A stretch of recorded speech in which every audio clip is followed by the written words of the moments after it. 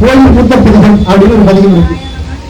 உடையாருந்த நடுவருத்தி உடையாருந்தும் நீயிருத்தி அடியாருந்தும் இருநீரும் இருப்பதானால் அடியனுந்தன் அடியார் கூட்டத்தில் இருக்கும் பொருளை பெற்றாய் புன்னம்பலத்தம் முடியாமுதலை முன்னின்று என்று நம்முடைய மாணிக்க வாசகர் சொல்கிறார்.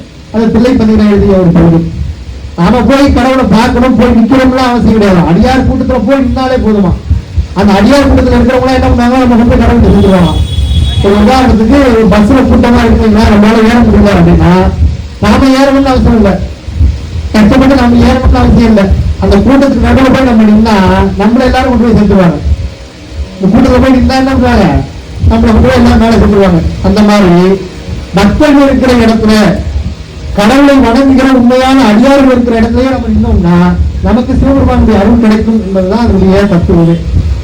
இந்த கோயில் தான் இன்னைக்கு எல்லா விழாவும் நடந்துட்டு இருக்கு. எல்லா கோயிலையும் பாத்தீங்கன்னா இப்ப கூட்டம் அதிகமா இருக்கும். ஏன்னா நார்மலா இருக்கிற கூட்டத்தை விட இந்த மாதிரியான விசேஷ நாட்கள்ல அதிகமா கூட்டம் இருக்கும்.